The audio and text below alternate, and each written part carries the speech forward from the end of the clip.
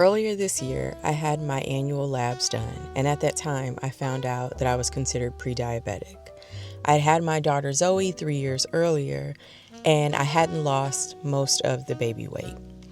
I agreed with my doctor that I would move my body, that I would change my diet, and I would reverse the diagnosis.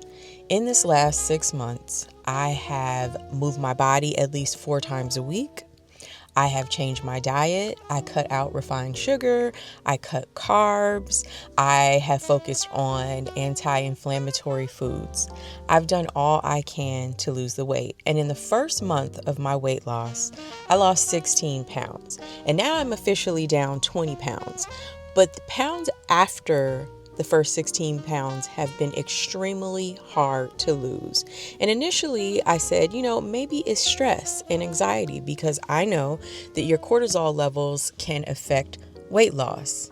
But the thing that I had never considered in all of this was perimenopause.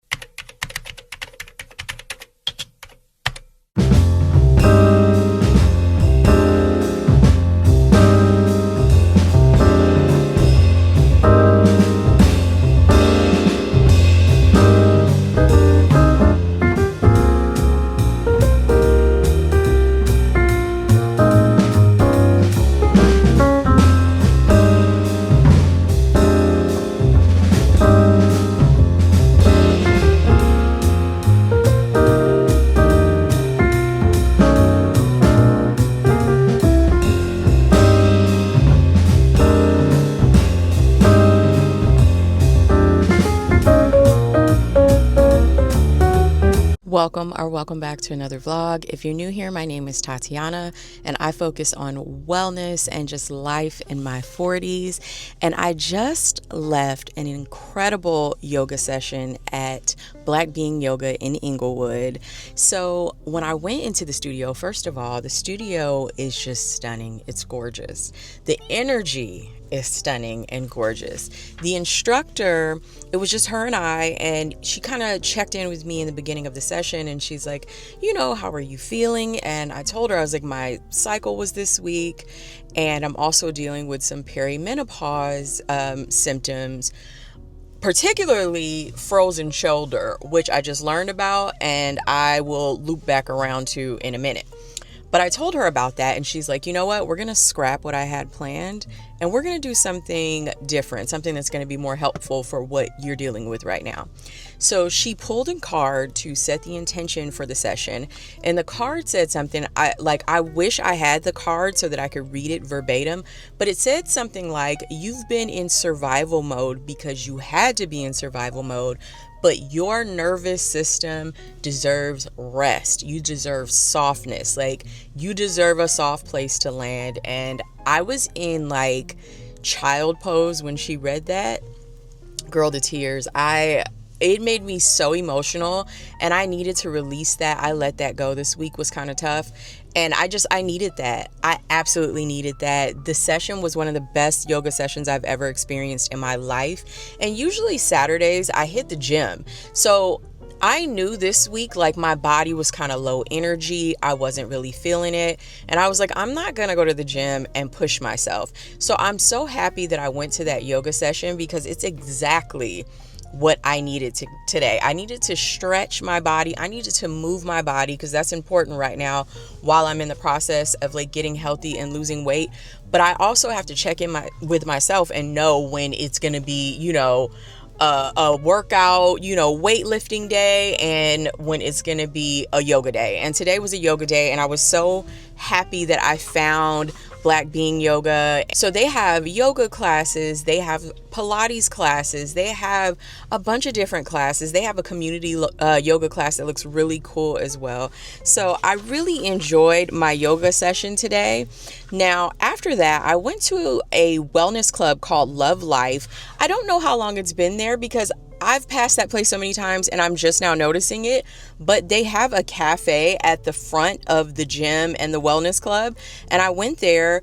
I just wanted to sit down and read my book. So I'm really close to being done with The Nightingale, and it's getting pretty heart-wrenching right now, but I'm on chapter 35, I think. So I should be able to finish that today, which I'm really excited about. Okay, so as promised, we need to talk about perimenopause. So there is this creator that I watch. Her name is Just Being Milani. And she does these TikToks, and I think she also is on YouTube about perimenopause. And she has this We Don't Care Club. And she does a list of things that we don't care about now that we are, in perimenopause and aging. And it's really funny. If you haven't seen it, please look it up. She's hilarious. But in my, going down the rabbit hole of perimenopause, I have learned so many symptoms that I had no idea were affiliated with perimenopause. So with perimenopause, you have declining estrogen and progesterone levels. Your estrogen's kind of fluctuating. And something that I learned in my deep dive is that estrogen is a natural anti-inflammatory. So this is why I'm getting this frozen shoulder that I'm dealing with this week, and why I'm having so much joint pain and aches and pains. Now, with that said, I'm going to go down a list of perimenopause symptoms that you may not have known were perimenopause symptoms. Hot flashes, that's a given. Lately I am going to sleep freezing cold and waking up burning hot, taking off the sweater that I went to sleep in, but that's been happening a lot. Anxiety and depression. The rage I feel so much rage lately. I have never been like a frustrated or angry person. I've always been pretty chill and go with the flow. And lately, I feel like there is just this constant theme of anxiety. Even when there's nothing happening, I'm having to check in with myself. What are you anxious about right now? What's going on, and of course, depression, dealing with those pockets of depression that come and go, feeling like, I'm not myself. I don't feel like myself anymore. And even though I do accept the fact that myself is changing, I'm aging, I have some wisdom, I've lived some life, I still sometimes have those moments where I'm like, what is going on? The brain fog that I deal with, I always joke around and say that I've lost so many of my memories since I had children. But it's so real. I forget things all the time. I will do a task and then run around saying that I need to do that task and come back around oh, I already did that. Constantly forgetting things. Fatigue. I used to be able to push through so much. I would push myself through so many activities and just things that I needed to do. And I just do not have that anymore. I don't have that ability to just push myself through. I don't have the energy. When it's time, I got to lay down sometimes. I got to take a minute. I need to take a nap. I can't even tell you the last time I thought about taking a nap, but lately my husband's been like, maybe you should lay down. Maybe you should go in the room and take some time to yourself. He's very supportive during this process, and I love him for that because, it's no joke. Okay, let's keep it going on the list. Heart palpitations, hair loss, insomnia, joint pain, muscle ache, the need to urinate frequently, skin changes, frozen shoulder, weight in the midsection, itching body parts or itchy inner ear, which I've dealt with, and it's so annoying because you can never get to it. And of course, weight gain. Now, there is hormone replacement therapy that is available, and I haven't gone that route just yet. But for now, here are some of the things that I am doing as I am dealing with the changes of perimenopause. So I'm eating anti-inflammatory foods more. I'm staying active. I'm going to the gym. I'm hitting my walking pad after meals. Taking supplements. I'm taking magnesium, vitamin D, and omega-3. And of course, self-care. So right now we're in the middle of, self-care. My solo dates are self-care. And, taking care of myself, taking care of my skin, taking care of my body, acknowledging when I need to rest, which leads me to what I'm about to do right now. So my cousin Shanae gave me a gift card for a massage for my birthday back in August. My birthday was in August. When I tell you that I got on the website so many times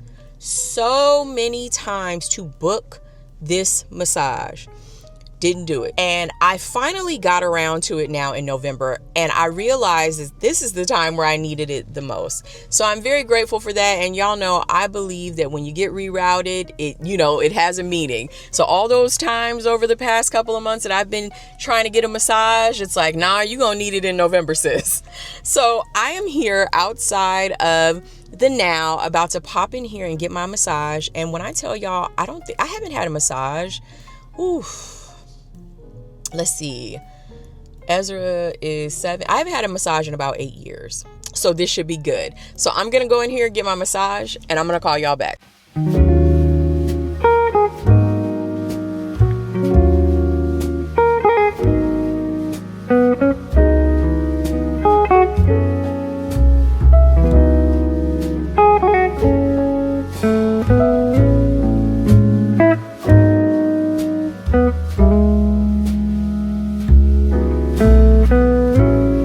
All right, y'all, I'm back. First things first, that massage was absolutely incredible. It was incredible. It was a full body massage. Initially, I was going to do a deep tissue, but since it's been so long for me, massage wise, I ended up opting out of the deep tissue add on.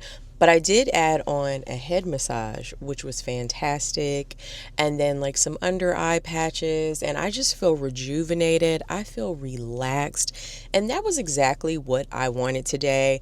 Because all week I have been feeling anxious. I have been feeling tired, frustrated, angry. I'm going to be honest, I've had a very difficult time prioritizing myself since becoming a mother and a wife and having to take care of home and having a full-time job and all these things that I have to do. And first of all, I have to shout out my husband. My husband helps with every single thing. He cleans, he does laundry, he cooks, he orders food, he plans, he plans ahead. He helps with everything. So I am so incredibly grateful for that. My husband has been incredibly helpful during this process in terms of jumping in and doing whatever needs to be done so that I can get healthy and lose the weight and do what needs to be done for myself and my preservation. And I can say that like he has a full understanding of what that means. He knows that I have to put myself first, and I'm learning how to do that. Sometimes he has to say, hey, go lay down. Or like when I take these solo dates, he takes the kids for the entire morning up until the afternoon so that I have some time alone before we have to run around and do things, which is what we have to do right now. But something that I learned is that anxiety and stress keep your cortisol levels high, and that makes it very difficult for you to lose weight, amongst other things. It's not healthy to constantly be stressed out. But with my weight, like I said earlier in the vlog, in the first month, I didn't feel as stressed and I was able to get that weight off. And ever since then, the 5 months after, it's been very incremental in the weight loss. And even though I have lost 20 pounds and I'm very grateful for that, it's still been a struggle. And I never ever thought about perimenopause as a part of this struggle until this week. Something I forgot to talk about because I was in a rush to get my massage were some of the anti-inflammatory foods that I eat to sort of help with a lot of the things that are going on. So, some foods like salmon, dark leafy greens like spinach and kale, berries. I like to do berries when I can. I like to do oats, almonds, nuts and things like that. I have been very adamant about that. Of course, sugar, keeping processed sugar to the minimum, doing the least amount as possible. Y'all know I like to treat myself a little coffee sometimes on Saturdays. But throughout the week, I will go with my coffee with some milk and some cinnamon. Cinnamon is also a great anti-inflammatory. It has been my best friend during this process. So those are some of the things that, I will eat to try to help myself. And I will say that when I'm in the pocket of my anti-inflammatory diet, working out, moving my body, I feel the most energetic and I feel the best. And now recently, of course, I've added on vitamin D, magnesium, omega-3, and I'm just working through it. Like I said before, I haven't gone into any hormonal therapy or anything like that. Right now, I'm sort of, it's new. A lot of this happened this year. So I'm working through the process, and if it gets to that point, then I will consider hormonal therapy. But I do think that it's something that we should be talking about as women. Aging is beautiful. Aging is a blessing. Aging is a part of life. And something that I've noticed, people always talk about this in the entertainment industry, how women will be in their 20s and early 30s, be the hot young star. And then they sort of disappear in the middle and they come back as elders. And I feel like it happens like that in life in general. The middle part is cut out a lot. And I feel like this is where we as women really need community. We really need to be able to lean and understand ourselves. The research is at a minimum in terms of perimenopause. So a lot of the doctors who are speaking up about it are really sort of like going out of their way to speak about it. And I saw one doctor who focuses on like Eastern medicine, and she was calling it a second spring. Like, this is not, she was kind of rejecting the idea of the crone and saying this is a second spring. This is a time where you go from giving your energy and all of you to everyone else and start pouring back into yourself. And I thought that was really beautiful. I saw that this morning and it was so helpful for me. I saw that right before I went to yoga. And that honestly, that really calmed my spirit as well. But I'm so grateful to have had this really calming day, because after this, I have to go run around with the kids and have fun and do things with them and be prepared. And I'm noticing that I am more prepared to do that when I set aside these solo dates, when I set aside these moments of calm for myself before I do that. During the week, a lot of the times you're kind of just thrown into it. I wake up in the morning, I start work, we start homeschool. And it's just, it's at breakneck speed all day long. So Saturdays, I am going out of my way to create this calm for myself because it's absolutely necessary for my preservation at this point. But the thing that I think is most important right now is creating community around being in this middle part of our lives, being in this mid-life aspect of our lives. I know a lot of the times, I still feel youthful. I can still joke and I still get the jokes and what's going on. But then them knees get to cracking. And I'm like, we getting up there. I say all that to say, creating these moments of calm, being very intentional about the way that I take care of myself before I do the things that I have to do every day or every week. Finding time to do the things that I want to do, finding the time to do the things that calm my mind, my spirit, and my body, because it is integral for my survival. And I truly think we need to talk about it. We should be talking about it as much as possible. And I think the more women who are aging and, inching towards middle age, the more we talk about it, the more there will be research about it, and the more we will understand and know about our bodies, and the more we can create community and resources for ourselves. Now, another thing that I like to do for calm and to keep my mind sharp is read. So I like to read a book a week. And so I'm on chapter 35 of The Nightingale. And this is the tough part. I'm at the tough part. It was going really well and now it's getting rough. But this is how much left I have of the book, and this is a library book. I've been being really intentional about going to my local libraries, using local resources, and I did that, and it feels really good to almost be done with this book before the due date. I think I have a couple of more days. What's today? So I have, today's the 22nd. I think it's due on the 29th, so I'm ahead of schedule. So I should be able to finish this today and take it back tomorrow, so I'm really excited and proud about that. But I'm about to go hang out with the family. I want to say thank you so much for watching, and I will see you on the next one. Peace.